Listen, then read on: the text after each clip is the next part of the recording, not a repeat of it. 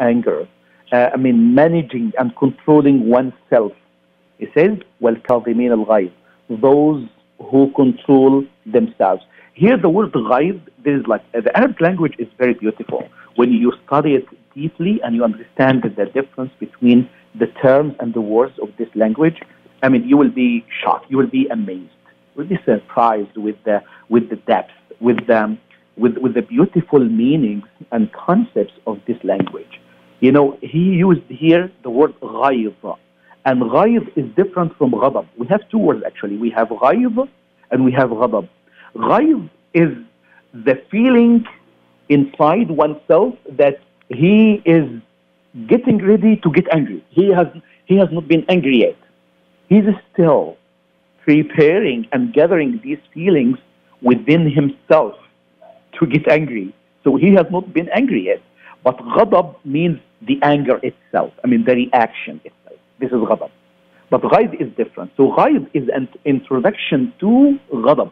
So when Almighty God talks about anger, he did not say that those who restrain their anger. No, he said those who restrain their غيظ. Those who restrain that feeling which precedes anger.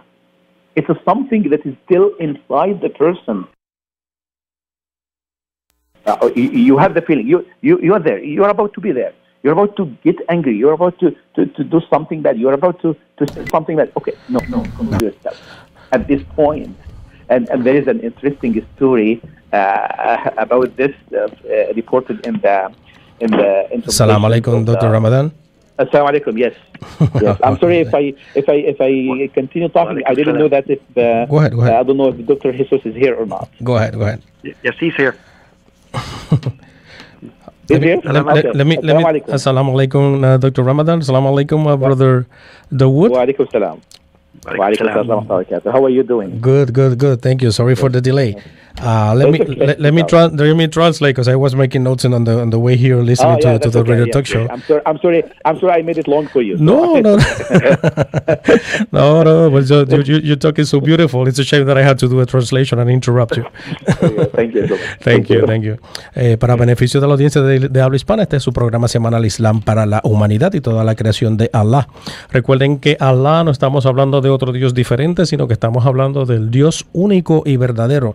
Ese es el nombre que se le dice en árabe. Dios selecciona el idioma más perfecto que él entiende en que su nombre debe ser utilizado y que como él debe ser referido. Y Allah significa el único y verdadero Dios. Eso no tiene ese nombre, no tiene géneros. Ese es el nombre del Creador, del Todopoderoso. En esta semana estamos hablando del autocontrol y tenemos con nosotros al doctor Said Ramadan desde California, y tenemos también con nosotros a Salam Radio. Tenemos con nosotros al hermano Dawood de St. Clair, que se encuentra en WASR en Longwood, que es la voz de paz, para que y eso es prevaleciente siempre en el Islam. Cuando usted habla de Islam, usted está hablando de paz, usted está hablando de completa sumisión, completo sometimiento a la voluntad de Dios, a la voluntad del Creador. El doctor Ramadán nos está hablando de autocontrol y nos está hablando él de cómo el mismo profeta se controlaba. El profeta únicamente podía llegar a algún momento a molestarse solamente en aquellas cosas en que las personas malinterpretaban intencionalmente los principios islámicos y querían estar provocando de forma diferente, y él pues simplemente pues los disuadía para que ellos se dieran cuenta de que en el Islam prevalece siempre la paz, el raciocinio, el acuerdo y el consenso, y no la agresión y la molestia. Nos dijo también el doctor Ramadán de que en una ocasión estaba el profeta Muhammad, paz y bendiciones de Dios sea con él siempre, y estaba acompañado de Abu Bakr. Abu Bakr, entonces, en ese momento, pues vemos que había un tercer individuo que estaba continuamente agrediendo verbalmente a Abu Bakr, y este se mantuvo en silencio y el profeta se mantuvo a su lado. Cuando Abu Bakr empezó a contestarle, entonces el profeta se levantó y se marchó hacia otro lugar. Abu Bakr, después de salir de la discusión con el individuo, fue donde el profeta para confrontarlo y decirle: pero usted no vio, profeta, de que ese hombre me estaba agrediendo. y usted no le decía nada. Y el profeta le dijo, mientras te mantenías en silencio, Dios tenía un ángel a tu lado y el ángel era quien te defendía. Cuando empezaste a defenderte tú, el ángel se marchó. Y llegó Shaitán. Shaitán es el demonio, es Satanás. Y cuando llega Shaitán, entonces Dios ahí retira al ángel y el profeta también se retiró. Y el profeta le dijo, yo no voy a estar en un lugar en donde va a estar el Shaitán. Otro de los conceptos que nos está hablando él es de que él está hablando ahora mismo de lo que es el concepto de Ra'ib y Rabab. El Ra'ib significa cuando usted tiene un sentido interno de que usted va a ponerse agresivo, pero todavía no ha llegado a ese punto, no ha llegado a ese extremo. Y él está hablando también de Rabab. Rabab significa de que eso es la molestia, eso es cuando el individuo está molesto, cuando el individuo ya ha llegado al punto en donde está prácticamente es la molestia ya bordeando los linderos de la agresión. Y vemos que en esos dos en estas dos situaciones pues siempre tenemos que controlarnos, siempre tenemos que mantenernos tranquilos y callados, y siempre nosotros tenemos, como dice el Corán, tenemos que ponderar, tenemos que leer mucho, estudiar mucho, analizar ese sagrado libro, y tenemos que ponderar, y como consecuencia de esa ponderación entonces ahí vamos a ver que vamos a estar haciendo las cosas de acuerdo como el Creador nos los ha pedido. Dr. Ramadan, Jazakallahu khairan. Yes, thank you so much for translating. And what I was saying regarding this phenomenon, which is anger and the treatment, and I mentioned the ayah in Surah Al Imran, which is Surah number 3, that talks about the special and the specific qualities and attributes of the pious and the righteous ones, and how they should actually adopt and adapt these qualities and these attributes in their daily life. The second one was about controlling oneself and restraining the feeling of getting angry, that feeling which is inside us, that it is about to come out. So as a Muslim, I'm supposed to control it. And I was mentioning the story of this person that he used to have someone like that was way in the past, someone who was serving him or helping him, and while he was doing things for him or pouring water on him to get ready for the prayer, so the jug of the water fell off his hand and it broke and fell in his on the man, and the man was about to get angry, and that person reminded him with the verse from the Quran which says that وَالْكَاظِمِينَ الْغَيْظَ, those who restrain the feeling of getting angry. So the man said, I restrain it. And then he says, وَالْعَافِينَ عَنِ النَّاسِ, those who forgive and pardon the people. And he said, I forgive you, I pardon you. And then he says, and Almighty God loves the good doers. And that person told him, you know what, you're free from my service. You can, I'm not going to take you like under my control anymore. I'm letting you free, and I'm giving you a reward. And see like how the feeling of that person, it changes from being like getting angry and about to punish someone to the feeling of actually being a good doer and forgiving this person, because he was reminded with this verse from the Quran. I just want to remind my brothers and sisters, when you get angry, just look at yourself in the mirror. Just look at yourself in the mirror and see exactly how your face looks like. That's exactly how you look like from inside. Because that is the reaction and that is the reflection of what is inside the person. So my feeling inside me when I get angry is reflected on my face. Is reflected on my face. So I should look at myself in the mirror when I get angry, and I see exactly how I look like. That's how I look like from inside. And if I do that, I don't think anyone wants his face to be looking this way. That's why we have to control ourselves and our anger.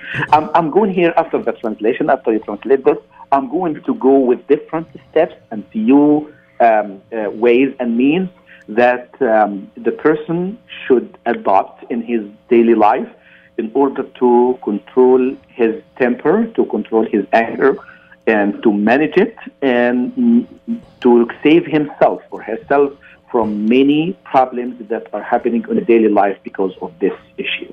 Doctor, before you translate, Dr. Jesus, sure, go ahead. I wanted to ask the Sheikh a couple of questions. In fact, 2 points. Is it possible that you could bring up the volume on your phone? We're having a little bit of difficulties hearing you at this end, and then I'll propose my question after that, inshallah, if you can. Okay. Yes, I can hear you now. That's okay. Perfect. You hear me now? Okay, my brother. Yes, I can hear you. Is it better now? Yes, it is. Yes, much better. Okay. So I'm sorry for that. So go ahead. What's the question? No, and it's a great topic that you're sharing. Do people have the right to be angry? As I said in the beginning, there are 2 types of anger. There are 2 types of anger. Number one, the anger which is okay to happen. Number 2, the anger which is not supposed to happen. The first one, which is okay to happen, if I see something against my religion is being done, like in my house or from someone that I can actually direct and I can guide, and I know that this person is going to accept my advice and is going to accept my directions and my guidance. So I can show the sign of displeasure. I'm not saying again like to be like really angry and to do something bad, because when we say anger, that means that that person might behave in a very wrong way. But what I'm saying that to show displeasure of the act that is being done. Like, for example, my son or my daughter is not doing their prayer, or they are not actually, behaving as good Muslims. So I should show them the sign of, I'm not satisfied. I'm not pleased with your actions.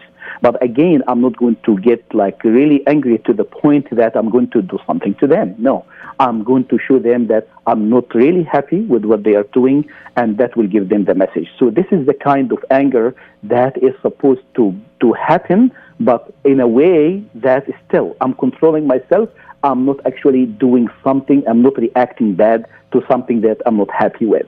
That, even the Prophet ﷺ, the Prophet, peace be upon him, he showed this feeling with this kind of anger to some of his companions, like if someone did something wrong, so he showed them the sign of unhappiness and the sign of displeasure. But I'm not going to show this sign to someone who is not a Muslim, because he doesn't understand my religion. He doesn't know what my teaching, the teachings of my religion are. So when I'm talking about the religion, I'm talking about the people who are close to me, the people within my family, the people that I am responsible for, and I am in charge of giving them the directions and the guidance. But someone who is outside my faith and my religion, and he does something really, which is not in accordance with the teachings of my religion, you know what? I will never get angry with this person. I will never show him the signs of displeasure or unhappiness, but I'm going to take the person as my friend, and I'm going to explain to him nicely, in a nice way, and in a kind way that, it should be this way, not this way. This is according to the teachings of my religion. Like, if my religion tells me, do this and do that, and I'm in a situation that I'm about to do something, or I'm being pushed to do something against my religion, so I would explain nicely to the people, and I said, okay guys, I hope that you will not get offended by that, but according to the teachings of my religion, I cannot do it this way. Someone is giving me a drink, okay, go ahead and take this glass of wine, drink this, or this beer, or whatever, and I know that as a Muslim, I cannot do that. So I'm not going to get really angry and upset with this person to show him that, hey, how come you do this to me? How come? No, I'm not going to do that. But I'm going to explain to the person nicely, kindly, that, you know what, I wouldn't get offended by this, but according to the teachings of my religion, I cannot do that. I cannot do this. I cannot drink. I cannot do these kind of things. So this is the type of anger that I'm talking about, the first one. The second one, which is like someone, my kid is playing at home with the ball or something. He hit it like in the wall or in the TV or whatever, and he break it. I'm not going to make this the end of the world, and I'm going to get really angry and start punishing him and this and that. No, I will show him the signs of displeasure, and I am going to explain to him that he should not do it again. So you said that, do the people have the right to get angry? They can and they cannot. In certain situations, they should do it in a way that will fix the problems. In other situations, they should stay away completely from it. All right, Jazakallah khair. You're listening to the program called Islam for Mankind. Our guest is Dr. Ramadan out of California. And Brother Jesus, we turn it over to you for the translation, inshallah. Inshallah. Thank you so much. Para beneficio de la audiencia de habla hispana, también nos está hablando el doctor Ramadán de estos fenómenos y de las cualidades y de los atributos. Tenemos que controlar nuestros sentimientos de sentirnos nosotros de en algún modo o manera molestos. El profeta nos narra una situación en donde una persona tenía un individuo que siempre le ayudaba, le asistía y estaba en un momento a punto de perder su control. Esta persona lo que hizo para experimentar y para que el individuo que lo asistía, lo que hizo fue que le concedió entonces su libertad. Eso era para los tiempos estos en que existía esclavitud. Y entonces pues vemos que aquí de esta manera pues la persona podía experimentar por su propio juicio, por su propio criterio. Ya no era una persona que fuera dependiente de otro, ya no era una persona que estaba sometido a otro, como ocurría en esos tiempos, y así de esa manera pues el poder determinar que no estar y caer en la tentación de ese tipo de actos. También nos habla de que una situación, nos habla el doctor Ramadán, de una situación en donde un individuo puede olvidarse y que de alguna manera no esté haciendo las cosas correctamente de acuerdo a como Dios los ha provisto. Recuerden que Dios ama siempre a los hacedores correctos. Debemos hacer siempre también, hay que dejar libre a aquellas personas para que la persona pueda llegar al punto de poder hacer sus acciones y las ejecuciones de las mismas de una forma saludable y correcta. Lo que está adentro del ser humano, lo que está dentro de la persona es muy importante. Tienes que mirarte, hermano o hermana, tienes que mirarte en el espejo cuando tú sientas que estás a punto de perder el control, para que tú veas qué es lo que están viendo tus interlocutores, para que las personas entonces, para que tú veas que no quieres caer en esa tentación y de esta manera pues poder controlar las circunstancias. El hermano David Sinclair le hace una pregunta al doctor Ramadán, donde le dice: ¿es acaso cierto o no tienen acaso las personas derecho a estar molestos? Y él dice de que hay dos situaciones o circunstancias en donde ocurre la situación de la molestia. Primero, cuando es correcto estar molesto, y segundo, aquellas circunstancias en que no se supone que ocurra. Cuando está correcto, nos narra él de que entonces cuando está correcto estar molesto son cosas, digamos, que están en contra de la religión. Él puede decir que yo puedo dirigir a una persona que acepte mi dirección y mi guía. Por ejemplo, si mi hijo o mi hija no están rezando a las horas correctas que se supone que estén rezando, o no estén rezando en lo absoluto, o estén evitando hacer el rezo que se supone que ellos deben estar haciendo como parte de la práctica de su religión, vemos que entonces pues ahí eso es un momento en que hay que llamar su atención. Y vemos que donde el profeta también podía enseñarle a las personas un grado de falta de placer, o sea que no estaba contento y que no estaba feliz. ¿Por qué? Porque la persona no estaban haciendo las cosas de la manera correcta como Dios lo manda y Dios lo determina. Hay cosas que tenemos que hacerlas basadas en los mandatos de Dios. Recuerden que hay criterios impuestos por Dios. Dios tiene derechos sobre nosotros, hermanos, y nosotros tenemos que cumplir con esos derechos que Dios tiene. Dios es nuestro creador, Dios nos provee todo, y nosotros tenemos que corresponder y reciprocar con ese mínimo que Dios nos exige a nosotros. Y eso es parte de nuestra religión. Aquellas otras cosas también que no se supone que ocurran, pues vemos que puede haber un niño que esté jugando dentro de la residencia y que por mala pata rompe el televisor con su bola de béisbol. Pues entonces vemos que esto no es una situación para explotar ni para estar arriba del niño de una forma hostil o agresiva, pero sí lo suficientemente como para uno poder corregir a la persona. Dr. Ramadan, I wanted to ask you a question. We see that nowadays there are circumstances where people keep on quoting different hadith that had to do with Prophet Muhammad, but they are actually misquoting, or they're using hadiths that are not verified. There's a big compendium. There's the hadith that were narrated by Al-Tabari. Are you familiar with the Muhammad Al-Tabari? Can you say the hadith? What did he say exactly? Well, actually, he's a historian. Shamefully, what he did is that after the times of the Prophet, he just compiled he made a monumental gathering of hadith of all over the world. And the thing is that he never verified the accuracy or the reliability of those hadith. And there's a lot of people nowadays that are using those hadith that were never verified. And shamefully, the source of information is not the right and it's not correct. It's not it's not verified by any of the companions or the authorities in Islam. This is a very dangerous issue. This is a very serious problem that's going on nowadays. And unfortunately, let me tell you one of the main bad consequences of this issue is that many people are actually leaving Islam because of that. They said, did the Prophet say that? And did Islam say this? It's something that doesn't make sense, something that doesn't that has nothing to do with the religion of Islam at all. And that's why Prophet Muhammad, peace be upon him, had predicted that this is going to happen.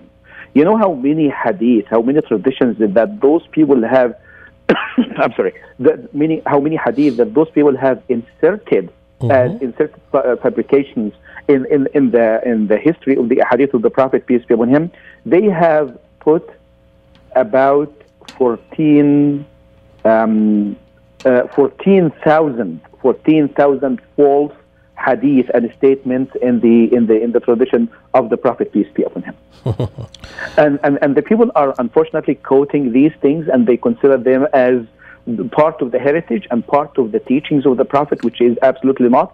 And I'm saying that the most authentic book after the book of Allah, the Almighty God, in compilation of the hadith and the collection of the traditions of the Prophet, peace be upon him, is Al-Bukhari. That is number one. After him come Muslim, that's number two. And then there are about like 6 authentic books, Sunan al-Tirmidhi, Abu Dawood, al-Bayhaqi, Ibn Majah, Ahmad ibn Hanbal, and all these other books of the hadith, which the most 2 authentic ones are the top ones, Al-Bukhari and Muslim, and those after them, some of them, they have some weak hadith and inserted fabrications in them. So we have to be really careful about that, because Prophet Muhammad, peace be upon him, said in his hadith, which is an authentic one, he said, whoever falsifies a statement and claims that it is said by me, then this person is actually preparing his seat in the fire. Whoever falsifies a statement and says, this is said by me, this person is actually preparing his seat in the fire. So the Prophet give a very strict warning against the falsification of statements and relating them or claiming that they came from the Prophet, peace be upon him. So I agree with you. This is a very dangerous issue. We have to, that's why my advice to my brothers and sisters, we have now many social medias, WhatsApp, Facebook, and Twitter, and so many social medias. And some people, we are like with many groups. Someone sends you something in your group, oh, go ahead and spread that. This is really a good thing. If you don't spread it, you will get the hasanat, you will get the ajr, you will get the reward if you do it. We have to be really careful. We have to verify and authenticate the statement before transferring, before delivering it to other people, before forwarding or sharing it with other people. Because if we don't do that, there's going to be a big problem. I'm going to say to send it to as many people as I can. Those people will send it to as many people as they can. Oh, that's what Islam says. No, that's not going to. That's not the right way. So we have to verify, and there is a website. You can verify the hadith through this website. If you just type any word from the hadith, it will get you the complete statement and tell you whether it is a true hadith, whether it is authentic one, or it is da'if, weak one, or it is inserted fabrication. And this website is called durar.net, DORAR.net. If you Could you put give that the statement website again? Could you repeat it, Doctor, please? Yeah, durar.net. D like day, O, R-A-R, durar.net. This website, you put any statement that comes to you, and you see exactly whether it is authentic or not authentic, and that will tell you exactly the authentication of the hadith. So I agree with you. This is a very serious issue. We have to be careful about that. We have to transfer to the people the true image of Islam, not the falsified image, not that version of Islam that ISIS and ISIL and all these people are spreading and giving about our religion. We really declare our innocence and we disassociate ourselves completely from the actions and the ideas of those people who are destroying the image of Islam and harming Muslims more than anyone else. Actually, they are killing Muslims, non-Muslims, and everyone, causing problems to everyone all over the world. So we ask God for guidance for everyone. We have to be very protective of our religion, and that's definitely one thing that we have to look after. Let me translate, please. Para le estamos haciendo la pregunta al doctor Ramadán sobre cuando se están hablando de hadith. Primero, la fuente principal de la información en el Islam es el Corán, y la segunda fuente es el hadith. El hadith son las enseñanzas del profeta.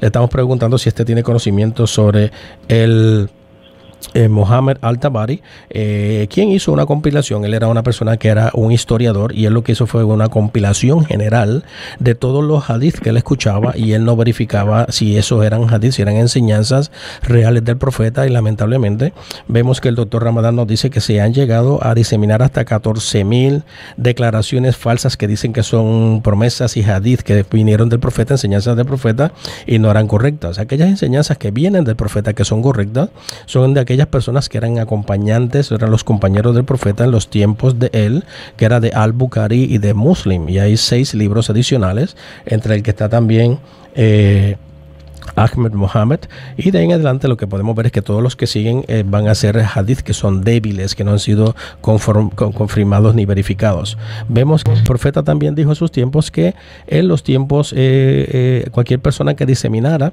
una declaración falsa alegando que eso venía del profeta, esta persona estaba preparando su silla en el fuego del infierno.